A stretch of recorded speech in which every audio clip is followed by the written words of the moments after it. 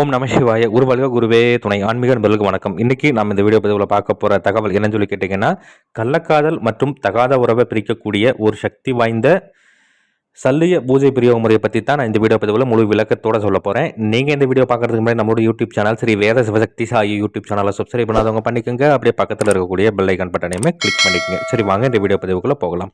அதாவது இந்த சூழ்நிலைக்கு நிறைய நபர்கள் ஃபோன் பண்ணி கேட்குறதுன்னா, சாமி இந்த மாதிரி என்னுடைய கணவன் வேற ஒரு இதில் இருக்கார், இல்லை மனைவி வேற ஒரு இதில் இருக்காங்க, இல்லை மகன் மகள் இந்த மாதிரியான விஷயத்துக்குலாம் நிறைய பேர் ஃபோன் பண்ணி கேட்குறீங்க. சாமி நாங்களும் நிறையா பக்கம் போய் பார்த்துட்டோம், என்னென்னமோ பூஜைகள்லாம் செஞ்சு பார்த்துட்டோம், ஆனால் சொல்லிக்கக்கூடிய அளவுக்கு எந்த ஒரு பலனும் இல்லை சாமி. எங்கே போய் கேட்டாலும் எதிராளி பக்கம் வசியம் பண்ணி வச்சுருக்காங்கன்னே சொல்லி இது பண்ணுறாங்க சாமி. இதுக்கு ஏதாவது நல்ல ஒரு சக்தி வாய்ந்த முறை இருந்தால் சொல்லுங்கள் அப்படின்னு சொல்லி நிறைய பேர் கேட்குறீங்க. உங்களுக்காக தான் இந்த பதிவு முழு விளக்கத்தோட சொல்கிறேன்.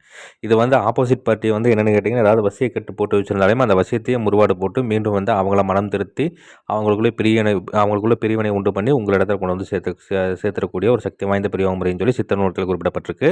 சரி, இது எப்படி பண்ணணும் என்ன ஏது அப்படின்னு சொல்லி பார்த்தோம்னாக்கா, இது செய்யறதுக்கு ஏற்ற நாள் எப்போ அப்படின்னு சொல்லி கேட்டிங்கன்னா, கிரகண நேரத்தில் பண்ணலாம், இல்லைன்னா பௌர்ணமி முடிந்து முதல்ல வரக்கூடிய 3ஆம் தேய்பிறை நாள் அன்றைக்கி நீங்கள் தாராளமாக பண்ணலாம். சரிங்களா?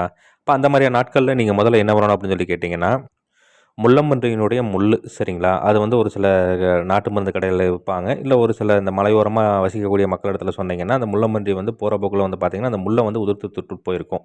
அந்த மாதிரி கீழே கிடக்கக்கூடிய முள்களை பொறுக்கி எடுத்து தர சொல்லணும். சரிங்களா? அந்த மாதிரி ஏதாவது முட்கள்னு ஏதாவது கீழே கிடந்ததுன்னா, அது அந்த மாதிரி நபர்கள் யாராவது வச்சுருந்தாங்கன்னா அவங்ககிட்ட நீங்கள் தாராளமாக வாங்கிக்கலாம். இல்லை ஏதாவது ஒரு கடையில் நீங்கள் விற்றாலும் நீங்கள் தாராளமாக காசு கொடுத்து நீங்கள் வாங்கிக்கலாம். சரிங்களா?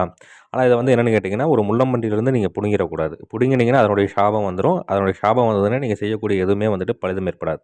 அது முதல்ல தெரிஞ்சுக்குங்க. சரிங்களா? ஏன்னா எந்த ஒரு பூஜைகள் செய்தாலுமே உயிர் துன்புறுத்தல் அந்த மாதிரி ஏதாவது ஒன்று செஞ்சதுன்னா மாந்திரிக வேலையில் எதுவுமே செயல்படாது அப்படிங்கிறத முதல்ல தெரிஞ்சு வச்சுக்கணும். சரிங்களா? அப்போ இந்த மாதிரியான போகிற போக்கில் அது உறுத்து ஏதாவது ஒரு இடத்துல உதிர்த்து விட்டுருக்கும். அப்போ அதையும் யாராவது ஒருத்தங்க எடுத்து வச்சுருந்தாங்கன்னா அதை நீங்கள் பார்த்து வாங்கிட்டு நீங்கள் முறையாக அதில் என்ன பண்ணு கேட்டிங்கன்னா, பனைமரத்தினுடைய வடக்கு திசையில் இருக்கக்கூடிய ஒரு அடியில் இருக்க மாதிரியான ஒரு பனை ஓலையம் எடுத்து வச்சுக்கணும். பனை ஓலையம் எடுத்து வச்சு அதை நல்லா சுத்தி பண்ணிவிட்டு என்ன பண்ணு கேட்டிங்கன்னா, அதில் சம்மந்தப்பட்ட நபர்களுடைய பெயர், இன்னார் மகன் இன்னார், இன்னார் மகள் இன்னார் அப்படிங்கிற மாதிரி அந்த விஷயத்தை குறிப்பிட்டுறணும். சரிங்களா? குறிப்பிட்டுட்டு நீங்கள் இந்த பனை ஓலையை அந்த முள்ளம்பன்றி முள் இருக்குது இல்லைங்களா, அதில் என்ன பண்ணு கேட்டிங்கன்னா, ஏரழிஞ்சி தைலம் நல்லா தடவி விட்டுட்டு அதில் இதை நல்லா சுருட்டி கருப்பு வர்ண காட்டன் நூல் வச்சு நல்லா சுற்றி கட்டிடணும். சரிங்களா? நல்லா சுற்றி கட்டிட்டு ஒரு சுத்தமான இடத்துல பீடம் அமைக்கணும்.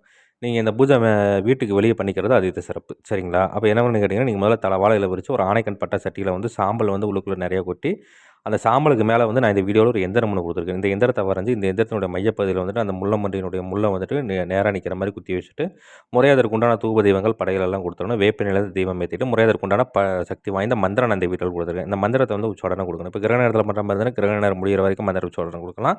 இப்போ இதே நீங்கள் பௌர்ணமி முடிந்து முதல்ல வரக்கூடிய 3ஆம் பிறை நாளைக்கு நீங்கள் ஆரம்பிச்சிங்கன்னா அமாவாசை வரைக்கும் நீங்கள் இந்த பூஜைகள் செய்கிற மாதிரி இருக்கும். சரிங்களா? இந்த மாதிரி பூஜைகள் செய்து ஒரு வெண்பூசணிக்காயை சுற்றி உடச்சி போட்டுட்டு அந்த முள்ளம்பன்றியினுடைய முள்ளை மட்டும் எடுத்துகிட்டு போய் என்ன பண்ணுன்னு கேட்டிங்கன்னா, சம்பந்தப்பட்ட நபர்களுடைய எல்லைக்கு உட்பட்ட பகுதியில் இருக்கக்கூடிய ஏதாவது ருத்ரபூமியோ இல்லை ஏதாவது முச்சந்தியோ இல்லை அவங்களுடைய வீட்டில் ஏதாவது பரண் அந்த மாதிரி மேலே, சரிங்களா, அந்த மாதிரி ஏதாவது ஒரு இடம் இருந்ததுன்னா அங்கே நீங்கள் இந்த மாதிரியான இடங்களில் சொருகி வச்சிட்டிங்க அப்படிங்கிற பட்சத்தில் அவங்களுக்குள்ள காரணமே இல்லாமல் வெறுப்புகள் சண்டைகள் ஏற்பட்டு அவங்களே பிரிஞ்சிருவாங்க அப்படின்னு சொல்லி சித்த நூல்களில் குறிப்பிடப்பட்டிருக்கு. இதை முறையாக தக்கன குருமால்கிட்ட ஆலோசனை பண்ணிவிட்டு செய்து பண்ண பாருங்கள். நன்றி. மீண்டும் வேறு ஒரு நல்ல தகவல் கொண்ட வீடியோவில் உங்களை சந்திக்கிறேன். அதுக்கு முன்னாடி நம்மளோட யூடியூப் சேனல் ஸ்ரீ வேத சிவசக்தி சாயி யூடியூப் சேனலை சப்ஸ்கிரைப் பண்ணாதவங்க பண்ணிக்கோங்க. அப்படியே பக்கத்தில் இருக்கக்கூடிய பெல் ஐக்கான் பட்டனை கிளிக் பண்ணிக்கோங்க. சரி, நன்றி, வணக்கம், வாழ்க வளமுடன்.